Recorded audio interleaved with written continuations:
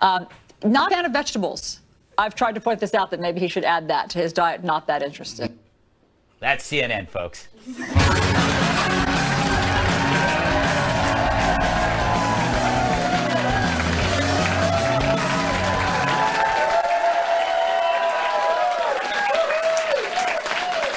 Stop. I don't know about you, but I am outraged out. Tweets here, C words there. Even the flying nun got involved. I'm not kidding. The flying nun is throwing the C word around on Twitter like a nasty little frisbee. What is happening to America? What is happening to people? So what do we learn from this week of outrage? Well, it used to be that what cost you your job was that thing you did behind a tree at the company picnic. Yeah. If you're laughing, you know. Nope. Now it's Twitter, the one-stop career liquidator. All it takes is one idiotic statement, and you disappear faster than a Twinkie in Michael Moore's lap. Where would I be without Michael Moore's lap? I'd be out of jokes. Okay, as the online world encourages mob action over forgiveness, companies now need to protect themselves. So Twitter has become a global human resources as the population combines as a moral force to decide who stays and who goes. And let's not forget, on Twitter, the world's bathroom wall, all inscriptions are permanent. You are branded. You're branded for life. Of course, you can't just blame Twitter. It didn't write that tweet, Roseanne. And every company has the right to fire you over words. Freedom of speech without consequences only exists against the government. But this week, the offenses weren't only on Twitter or by Roseanne. 2 women said bad things. One apologized and lost her job. One apologized and kept her job. That's life. But let's be clear. I accept all apologies. If you're sorry, I accept it. I say this knowing that this favor may never be returned to me. There are organizations devoted to catching me screw up. It's true. It's true, but I will forgive all, even if they would end me with glee. So let's do this simple exercise. If I had said what Samantha Bee said about the daughter of a president, how long would I last? I'd be frog marched into a vat of truck drivers' back sweat.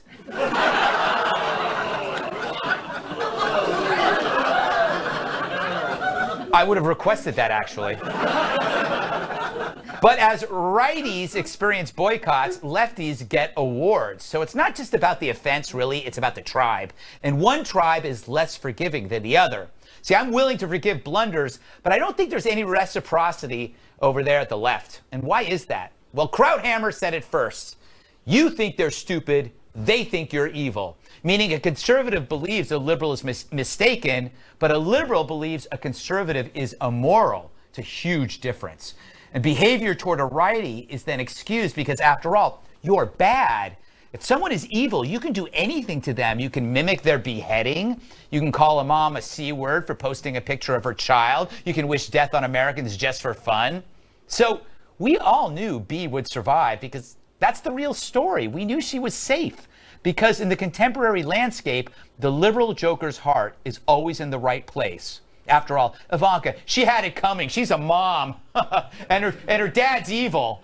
But such logic will lead to a dark and violent place. If one group sees you as evil, what stops others from moving beyond speech? Remember the Antifa, the Weather Underground, the Unabomber?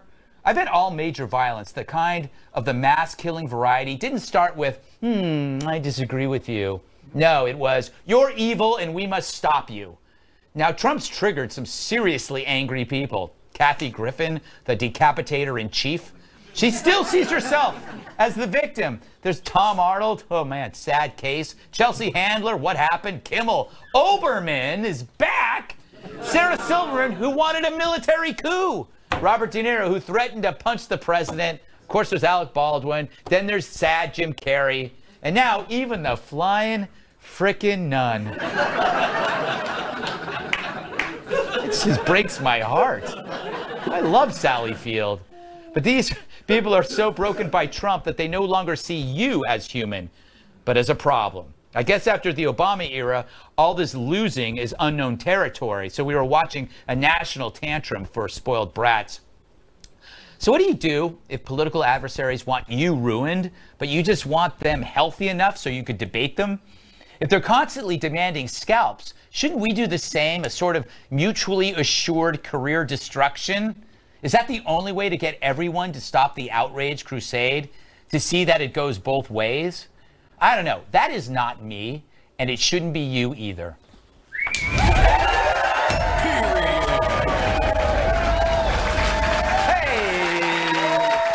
Welcome tonight's guests. He's got more good humor than the ice cream man. TV writer and producer Rob Long. Short of credit there. Don't talk to him without a nurse because they'll put you in stitches. Writer and comedian David Angelo. She drinks her own tears to stay hydrated. National Review reporter Kat Timpf.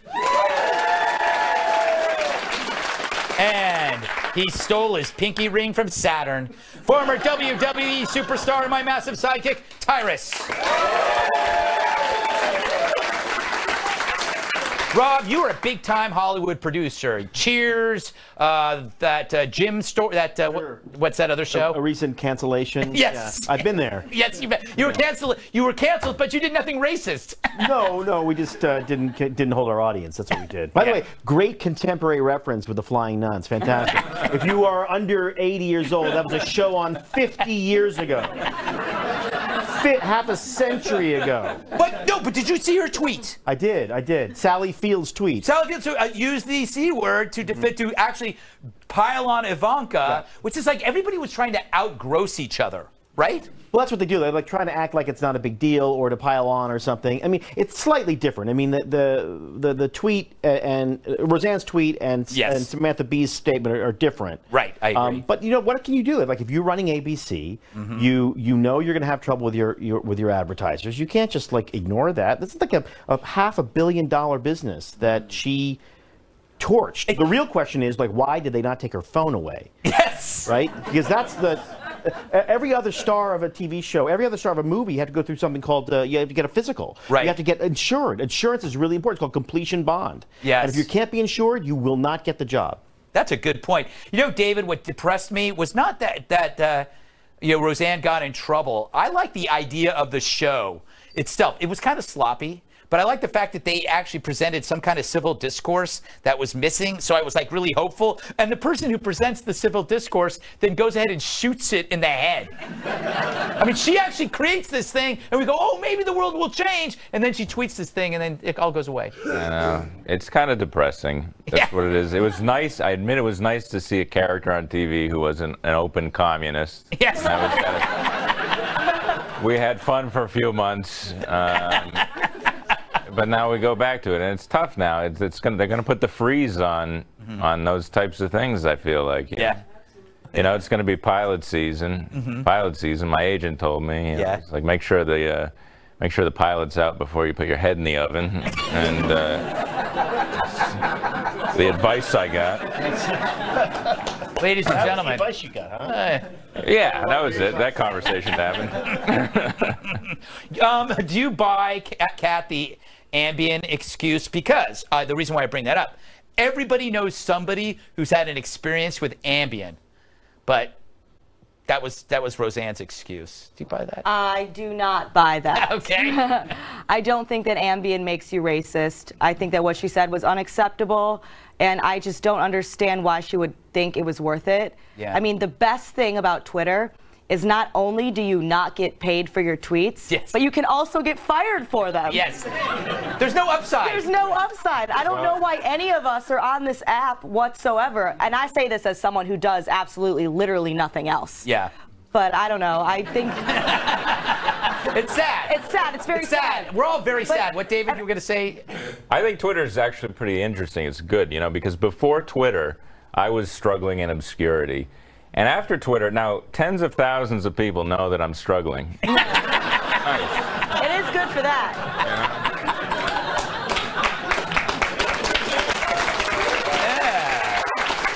Yeah. Might have moved away for free. That was a problem right You there. should save your jokes for this show. All right, Tyrus.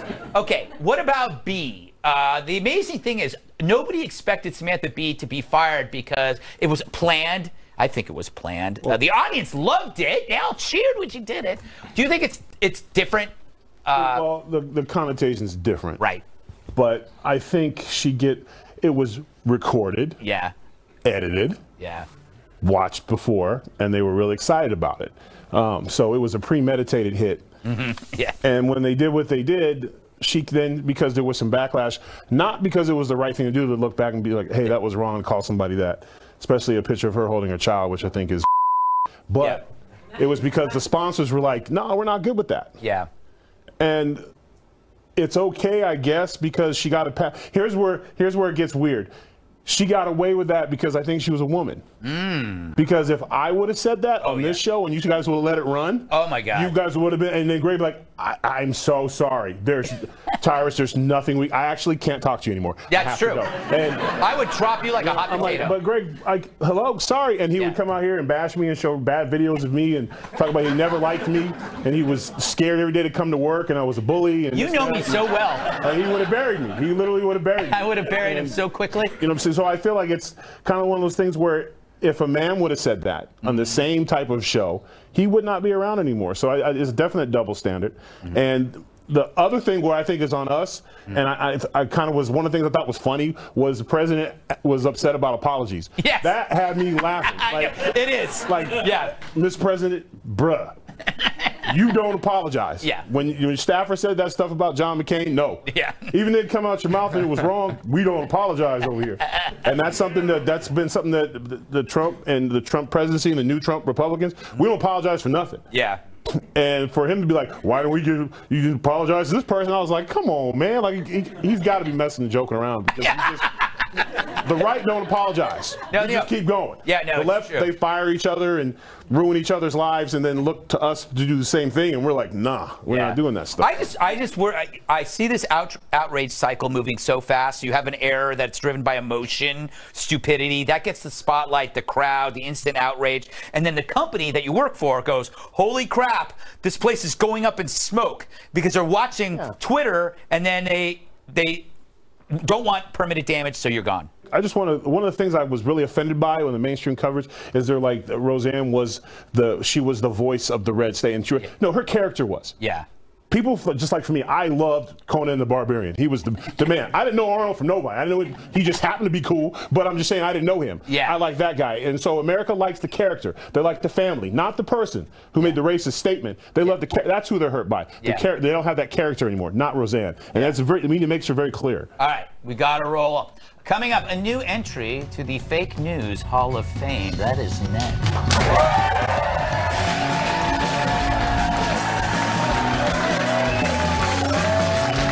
This program. In case you missed it, it's all Donald Trump's fault. Everything. Name something bad, he's the reason. Climate change, his fault. Asteroids, his fault. Earthquakes, those faults are his faults. A little wordplay for Saturday night. You don't get that on Water's World. Every bad thing ever. I love Jesse. Everything bad ever is on the head of this evil orange monster from hell. Especially if you're the media. Take these images of immigrant children sleeping in cages. Journalists, politicians, Obama flags, they all blame Trump. Turns out the photos are 4 years old when Obama was in charge. Whoops. Then there's, this is even better, this photo. An all-baby seat immigration detention bus, also blamed on Trump. It was called a prison bus for babies by an anchor. A prison bus for babies. How could anyone say that with a straight face and believe it? A journalist. I mean, who would make a prison bus for babies? It's the craziest thing I've ever heard. A prison bus for babies. But you'll believe anything if you hate Trump. Even though this photo was also from Obama's era, and no, it wasn't a prison bus for babies. It's for a field trip. Anyway, now I'd expect the media to check the date on a photo. I mean, that is their job, to check actual facts. It's almost as though they need some kind of help. Hey, Tom, what's up? Look at this. Immigrant children sleeping in cages on the floor. And how about this? A prison bus just for babies. If this doesn't prove how evil and heartless Donald Trump is, nothing will. Well, I just looked it up, and that cage photo is from 2014. And that bus, it's for field trips, and it's from April 2016. Wow. Just think, I was about to tweet this out to the public. Sounds like you need a Veriscope. What's that? The Veriscope will help you see things clearly for what they really are, without an agenda. But first, I need to test you. I'll show you some pictures. Tell me if you see any news value in them. That's a soldier getting rowdy during Fleet Week. It's Trump's fault. It's 1945, the day we won World War II. Try this one. That's a woman upset about the current political climate. I can tell because she's not smiling. It's Mona Lisa, 15-3. How about this one? I'll recognize that anywhere. That's the day Trump was elected. I saw that guy in Brooklyn. It's the screen, 1893. Last one. That's a monster attacking Japan. You see, Trump is even terrorizing foreign countries. It's Godzilla. Well, the good news is you do qualify for a Veriscope. Wow. Does it have special powers? No, it's just a giant magnifying glass, but it will help you pull your head out of your ass. Ever since I started using Veriscope, I approach everything with more honesty. Hey, Tom, how's it going? Hey, Carl. Seeing your stupid face is the worst part of my day. Thanks, Veriscope. Veriscope, for when you need to check your facts before you tweet something stupid. Now, first off, David, Tom Shalhoub has the best walking around a corner into a hallway look of any commercial actor. I think you could learn something from him. He is known through the industry. Yes, for walking down the hall. Specialty move, yeah. Yeah, you're angry. This bothers you. I've seen you on Twitter, not as much anymore, but you hate when there's a false story. You get very upset. Yeah, the news media is awful. Yes. And we all used to know that. Yeah. 5 years ago, you'd be like, CNN's terrible. And everyone would be like, yeah, we know that. And now you're like, CNN's terrible because Trump hates them. We all gotta be like, oh, no, they're great. We have to uphold this First Amendment and all this stuff. It's like, no. Have you seen Don Lemon's show? That's not journalism. His entire show is an expert panel explaining to him what happened on Anderson Cooper.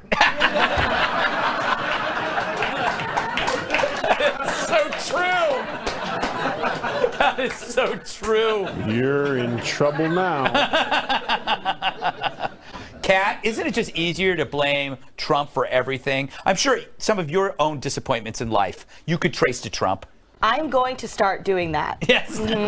This whole thing where I get upset with myself for my bad choices is becoming very exhausting.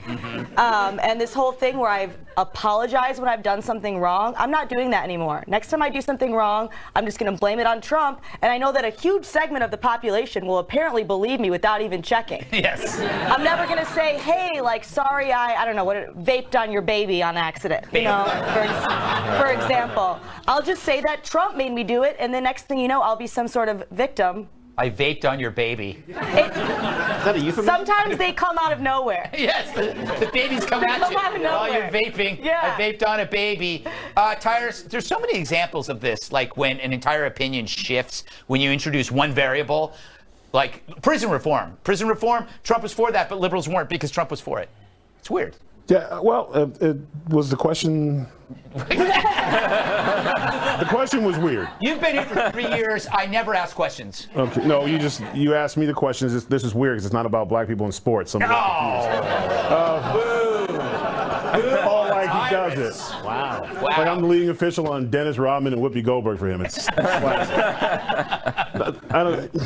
I don't know, man. It's it's convenient, but this is what if you listen to the people there. These are the same people that when Obama was in, everything that happened to him was Obama's fault. Like there's just a certain sect of people that everything in their life is not their fault. And whenever you have a conversation with, they usually lead with statements like, you made me upset, or it's because of you that I'm screaming loud. And not going to bed at a decent time and always making our relationship difficult. It's you.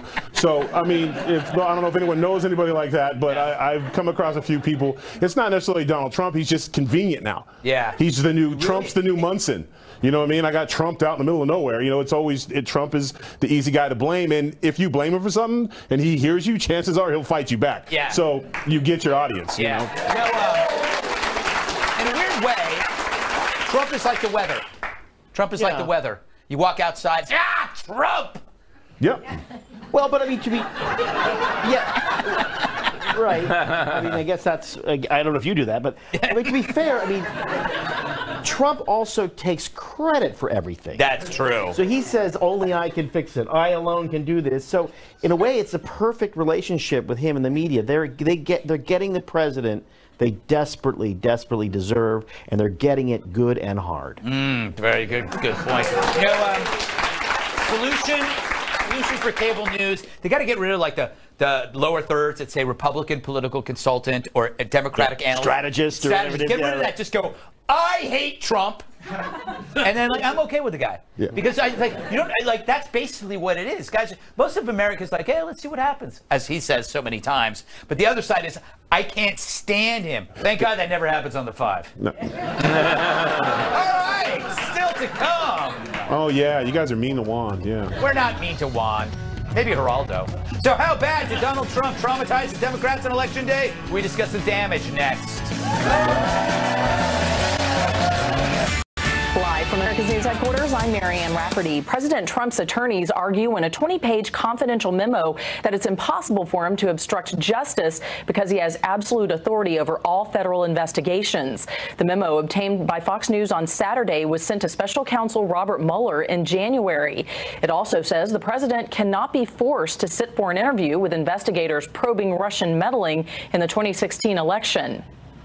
And in Santa Fe, Texas, Friday night, more than 300 seniors receiving their high school diplomas about 2 weeks after a deadly mass shooting at their high school.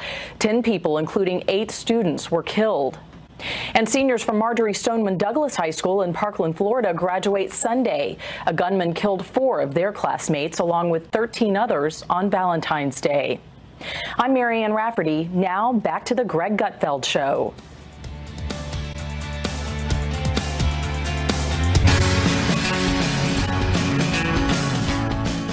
President Obama wonders where he went wrong. A new book by Ben Rhodes describes President Obama's reaction to Trump's 2016 win, and I'm guessing it wasn't this.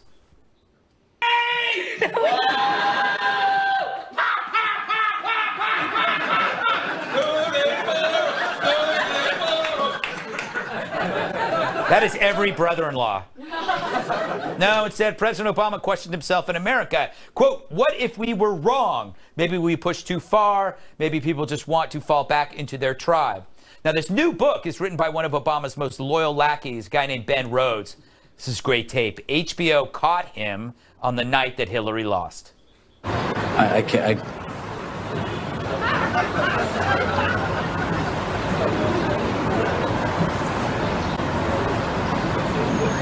I mean, I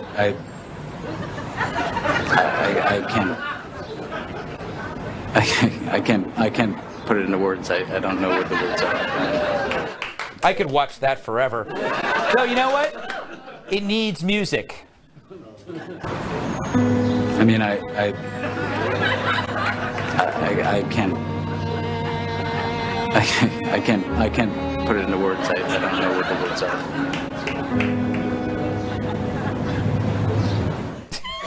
That's so much better.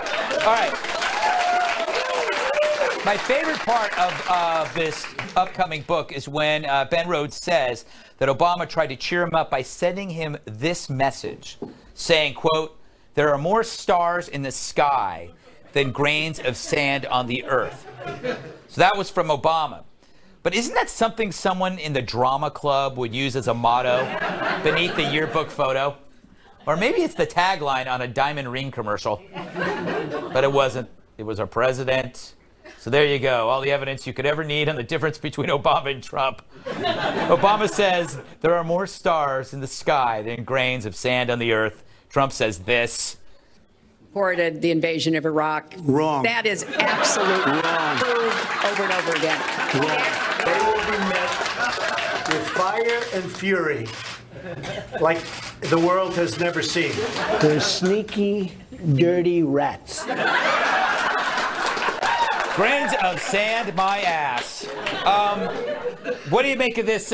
Did you like that video, Tyrus? It was kind of quite. Man, he just reminds me of every 15-year-old that's ever been caught in the bathroom. Like John, oh my,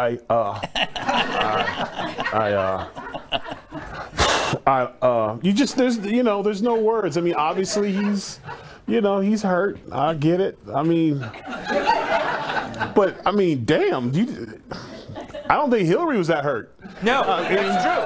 I mean, he must have invested a lot of his own money in that campaign. I mean, something. And he probably already picked out the drapes. And that's probably like the 400th person that text Obama whining. So I'm sure at that point he's like, there's more stars in the sky than the sand in the grain, brother. Because I mean, when people text me, whenever a friend sends me a message, like my girl left me, I'm like, well, 6 on one hand, half dozen the other. Good night, bro. We don't.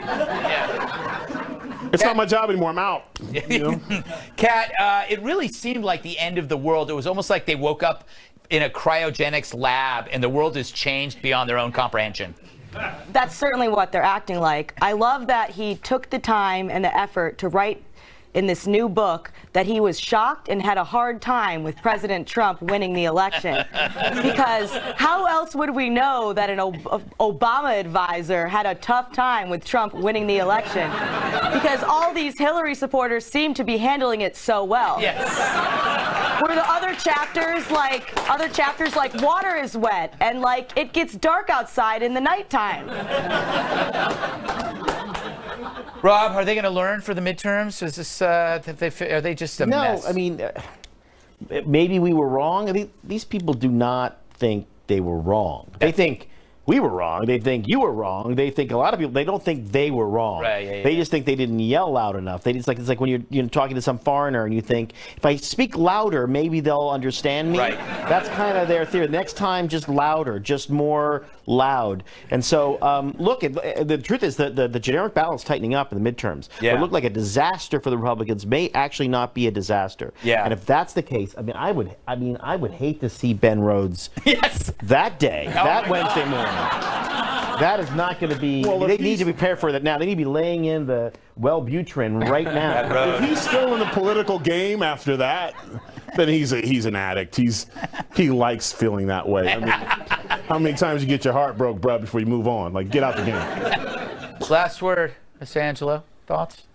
Well, look, I knew Trump would win. Yeah. Because it was kind of obvious. He was selling out stadiums. Everyone was like into him. No one really liked. Everyone, it was like, I was like, I think he's going to win.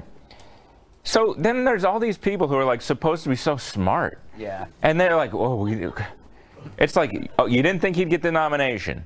You didn't think he'd win the election.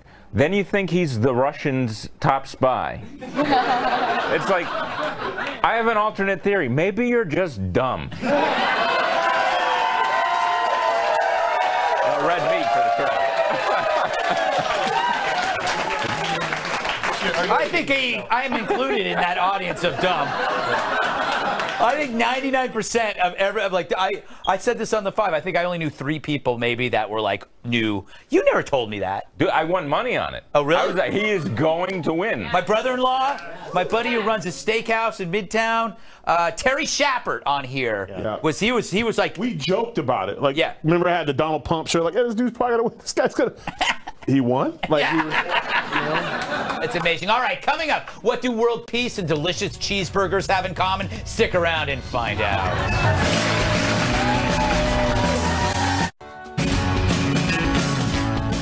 It's on like Kim Jong.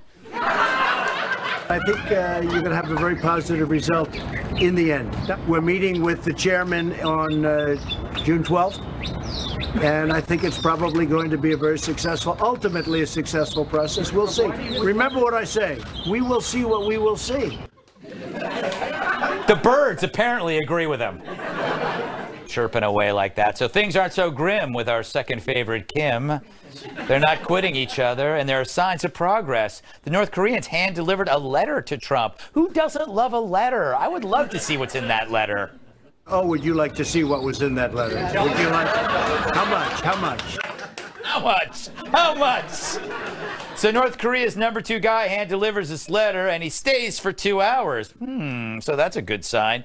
And a new U.S. intelligence report says North Korea could be open to having a Western burger joint open in Pyongyang to show goodwill. Now, that sounds like something to poke fun of. After all, our president loves him some fast food. But this is actually significant, and here is why. In 1990, the very first McDonald's opened in the Soviet Union. They'd never seen anything like it. The line to get in wrapped around the block just to get a taste of a capitalist burger. 1 year later, the Soviet Union dissolved. So yes, it was 2 all-beef patties that killed communism. I should end there.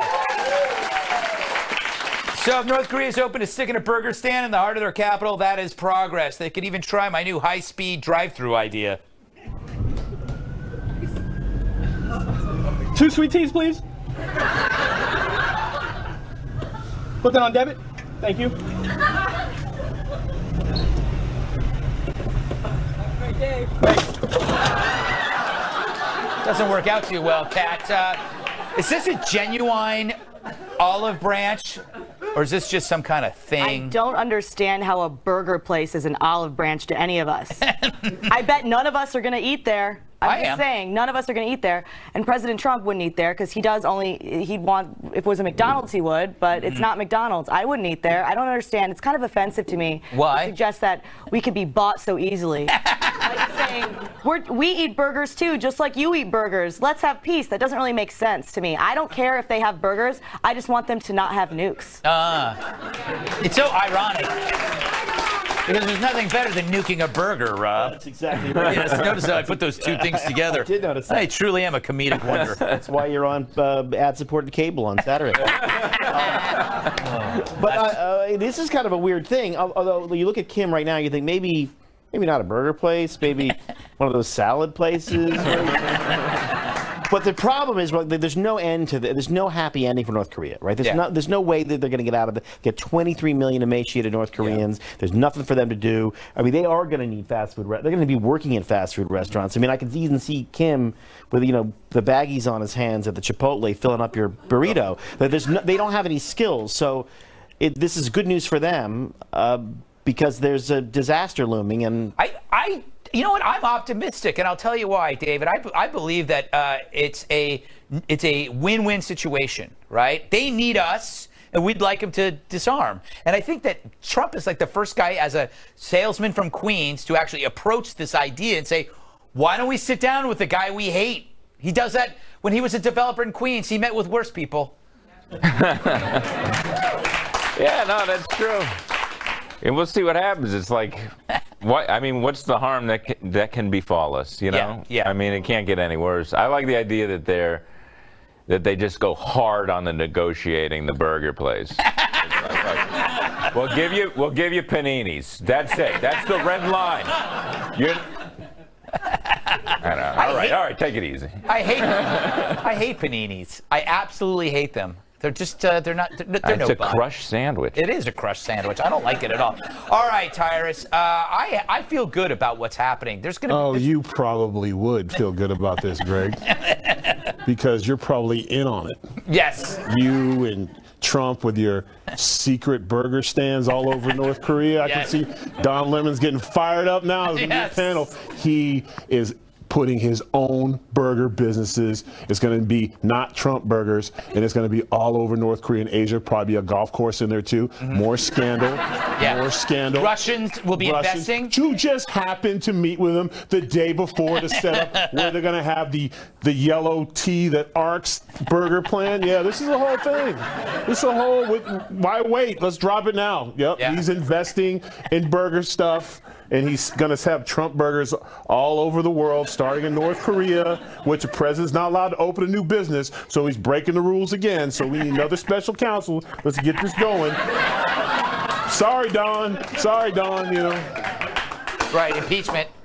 I was going to say that you didn't play the rest of that clip because he talks about it.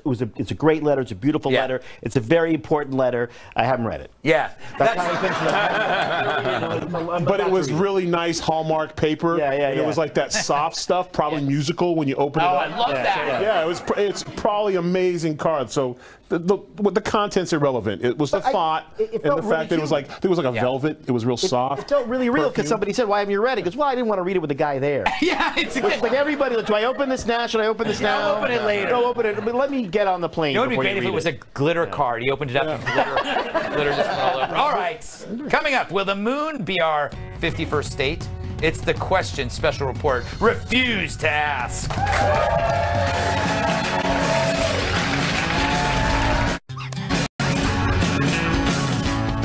Is he over the moon? About the moon? Amazon CEO Jeff Bezos, if that's his real name, recently laid out his plan to use his space venture, Blue Origin, to set up a moon base. His long game to pave the way for millions of people to work in space as his slaves. I added that. He says thanks to ice deposits that could be mined for everything from oxygen to rocket fuel, we could eventually relocate some of Earth's industrial activity there. He adds, quote, it'll start to be easier to do a lot of the things that we currently do on Earth in space, and it's going to make this planet better. Really? Till Trump gets up there and builds a Moon-a-Lago. It could really be boring. At the very least, the moon will need a good tourism promo. We haven't been back to the moon since 1972. That's if we ever went in the first place. But in the year 2418, life on the moon is awesome. For your great-great-great-grandkids. That means someone's got to go first. So pony up, Space Cowboy, for the measly price of infinity dollars and possibly your life. You'll get unlimited access to a barren, inhospitable wasteland of deadly solar radiation and zero breathable oxygen. So pack everything. No air, don't care. And with just 16% of Earth's gravity, you'll get perks like instant weight loss, expanded spinal column, and long-term loss of bone density. Plus, with no atmosphere to block the sun, you'll get a better base than George Hamilton in Cabo. So sign up today and don't think about it anymore. All sales are final. It's too late. You're definitely going. Okay, thanks. Bye. Where do I sign up? All right. Rob, let's face it, this is all about war. Seize the moon. You got a great vantage point to launch stuff at countries you don't like. Oh, wow, that actually sounds really great. Yeah, I know. I thought it'd be more like an Amazon thing where you go to the moon and then suddenly you're seeing like other planets you may like. But it's a fulfillment. It's a fulfillment center, exactly. That's what it is. It's a fulfillment but you know, center. Like a month after people are in the moon, they're going to start talking about that we have a very specific moon culture. Yes. We don't really want a lot of new moon comers here. And then other people on the moon will be saying, you know, we're all immigrants here on the moon. I just want to make that clear. It's going to happen in a month. Don't culturally appropriate the moon by touching our rocks. David, why do when billionaires get rich, they always turn into Lex Luthor? You know, now Bezos, you know, he's made his money. He's polishing his dome. He's probably got a cat that he pets. Now he wants the moon. Yeah, they all have these ambitions. Elon Musk's trying to go to Mars. Yes. Who's the other one? Branson's trying to do a spaceship. Yeah. They're all evil. Yeah, I mean, I guess that's... You have no response. Any other thoughts about the moon before I move on to... No? It's, you know, it's up there right now. And it's waiting for us. I think we should go. I don't want to go. No. No. I have a hard enough time here. Yeah, that's... But you guys go. You guys have fun. Tyrus, would you go to the moon? Man, I'd really love to, but that whole no air thing, just same thing with Mars. Yeah, no air there. No, I'm not going. This is, if they have Amazon on the moon, how long is the delivery on that? Yes. Like, is that going to affect my Prime membership? My favorite Godzilla artifact is built on the moon. Like, I'm like, what the? This all sounds great. This is stuff that I guess you can. I think this is something they do to like hide money or pay less taxes, you know, because like I'm sure it's a charitable donation to build bridges on the moon. Like, how much you use for that, sir? $10 billion. Okay, cool. Put it down. I mean, it just ain't nobody going on the moon. Look how miserable that guy is. Yeah. We never went back. No, we didn't. We went there for a reason, looked around, and was like, damn, this place sucks. It's true. It's like, and we never went back. It's like when you go to Mexico, you go, I'm going to go back. But the moon is like, nah. There's not a lot to do there, Kat. I think why go to the moon when you have Texas? There's so much space in Texas. Texas is our moon. I think. Well, because it's got a lot of space. Yeah, I have no desire to go to the moon. I have a very hard time getting myself to even leave my apartment at all. That's true. So, and plus, like, the moon sucks. Does it? Yeah. Yeah? Bezos knows it. That's why he's trying to sell it so hard. You know it. I know it. There's nothing to do on the moon. The only people that are going to go are going to be space nerds. So the whole thing is just going to be full of space nerds. And I don't want to be there at a place where there's nothing to do and nobody but space nerds to do nothing with. It sounds like the worst idea ever. You don't like space nerds? I sure don't, Greg. Oh, that would be like I think it'd be a neat little candy you could sell on the moon. Space nerds. I'll tell you one thing. This is something you can really trust. There are more stars in the sky than there are grains of sand on the Big craters in the moon. Yes. All right. Don't go anywhere. More stuff after this. Be part of our studio audience. Email Greg Tix at foxnews.com. We're out of time. Thanks to Rob Long, David Angelo, Catherine, Tyrus, Sally Fields, our studio audience. I'm Greg Gutfeld. I love you, America.